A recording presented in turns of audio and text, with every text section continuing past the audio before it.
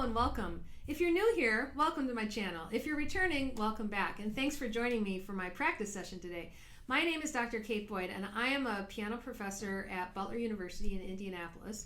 And in December, I am spending the first 24 days of the month releasing a video every day of where I am practicing through the Beethoven sonatas for piano and violin.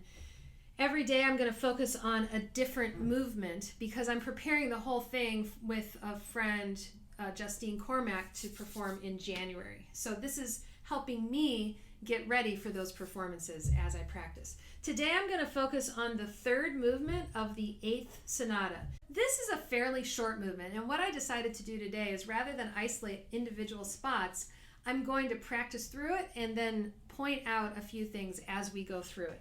So we'll start from the very beginning. Here we go.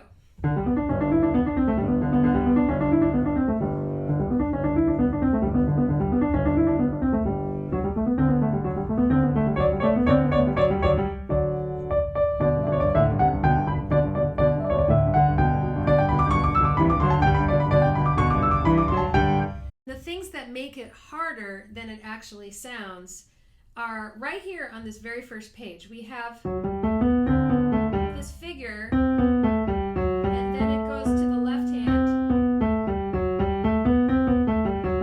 and it has to sound seamless.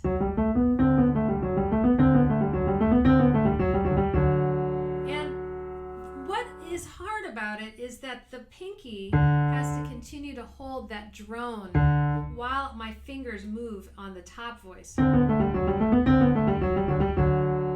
This is pretty common in piano music, and so if you find that you are working on a piece with a held note and then other notes moving around it, a good way to practice that is hold down the held note and go back and forth in the pattern of the top voice. So what I'm saying is I'm going to do this back and forth, and I'm holding down my pinky the whole time.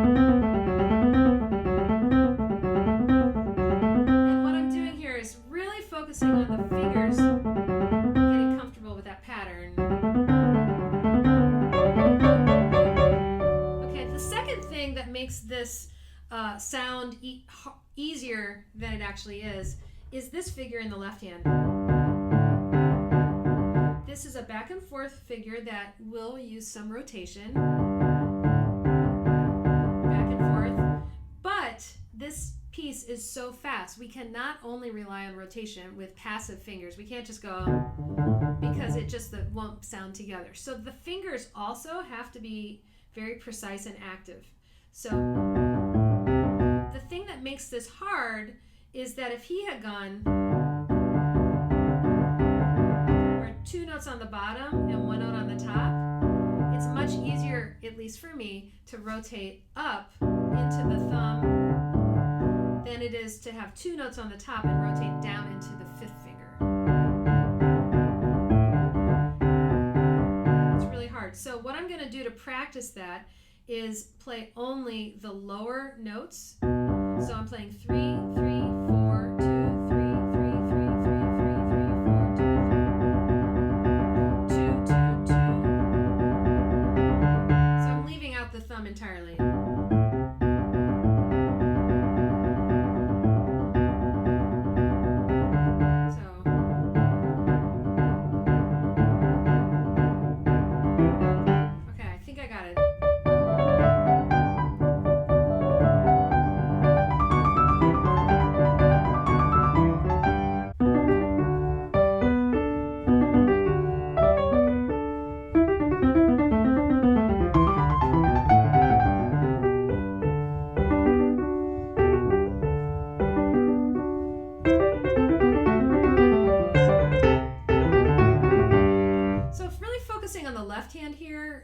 Issues with accuracy in measure 34. This is rotation that we're going to use here. Rotate, back and forth, rotate, rotate, and then wrist circle. Rotate. So I'm going to work on the left hand here with also focusing on the fingers dropping from this knuckle right here.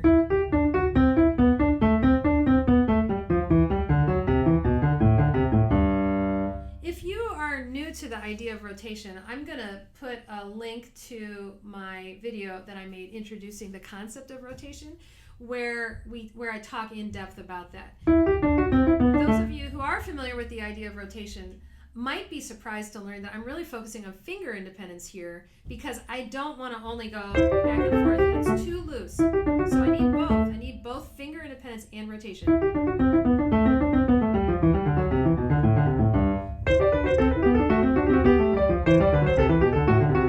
Alright, so let me get into that.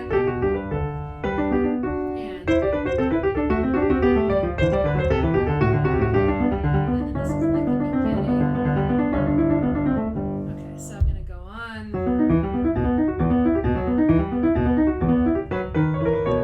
Okay, now I have a trill that's a little tricky. I have to figure out, do I want to start? I'm in measured 61. I'm figuring out, do I need the trill to start on the note or above the note? I'm going to start on the note. I'm going to turn this into...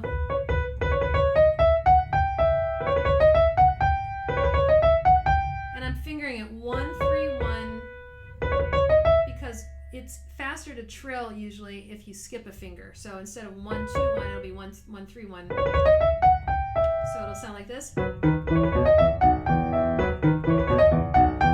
to write that in. So start on it, and I'm going to do 1, 3, 1, 2, 3. Okay, put that into context.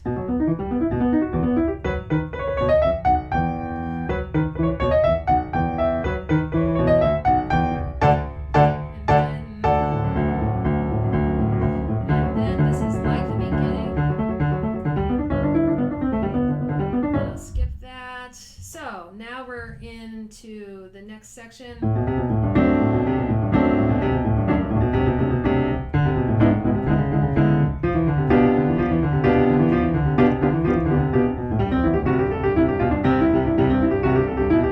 Okay, so the tricky thing here, I'm in measure 101, is that I'm doubling the violin, and the violin has exactly the same thing, 1 octave up. They're going, and that is not the most powerful range of the violin in terms of projecting. So the violin is kind of in the middle register for the violin. So I can't just belt out. I can't play that too loud. And I have it with her first, and then I have it alone. So I'm going to play it really light the first time, and then I'll play it louder when I have it by myself. So even lighter.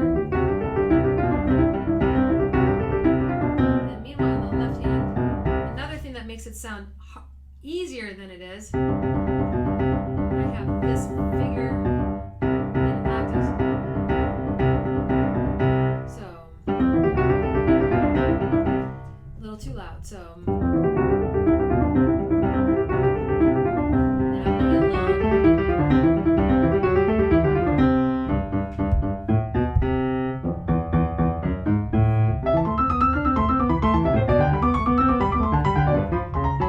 So what I have to do here is move swiftly from one hand position to the next, right? There's a lot of hopping. New hand position here, new hand position here. This doesn't sound that hard, but it's actually a little tricky, so I'm going to block it.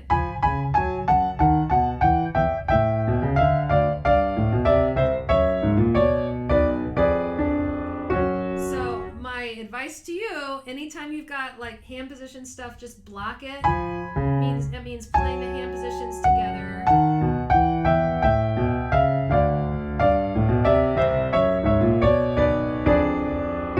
Right, instead of the way it's written now.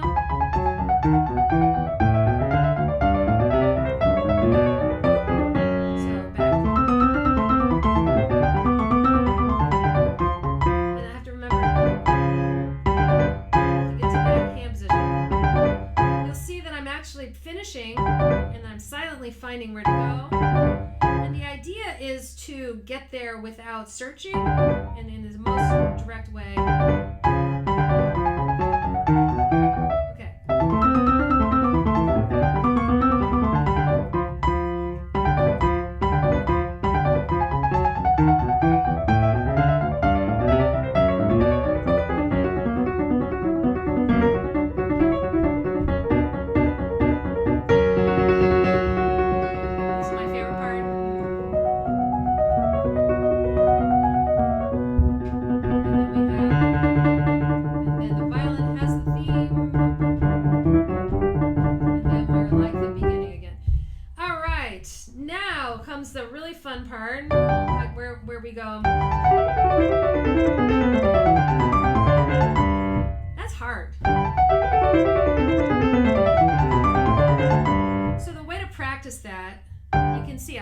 practiced it quite a bit, but what I'm focusing on are wrist circles, and then we have the opposing scales. And yesterday I was talking about when you have scales that are in kind of unusual patterns, but the hands are moving at the same time. You can practice it that way.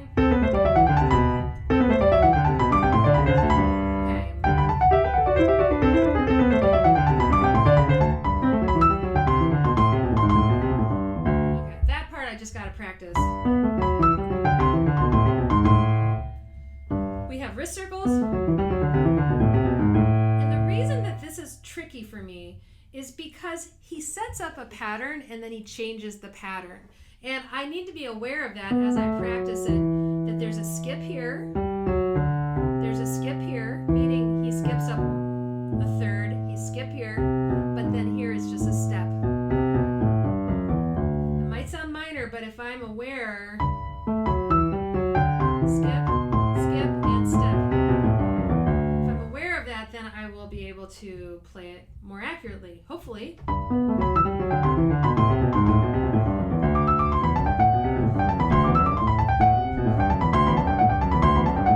Etc. I'm going to do that one more time, and then I'm going to keep going.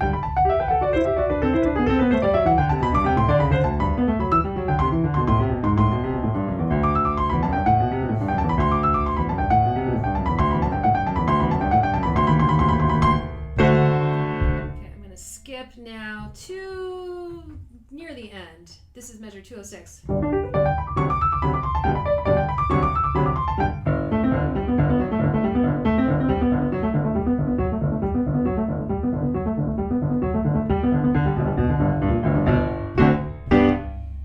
The very end is so exposed, and I have these tricky little,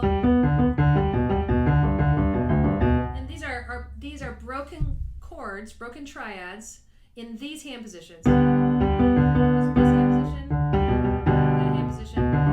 So it's 4 hand position.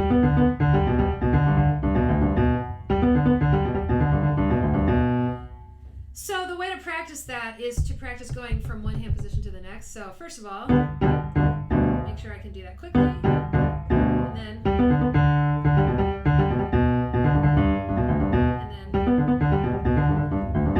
then making sure my fingers are also active.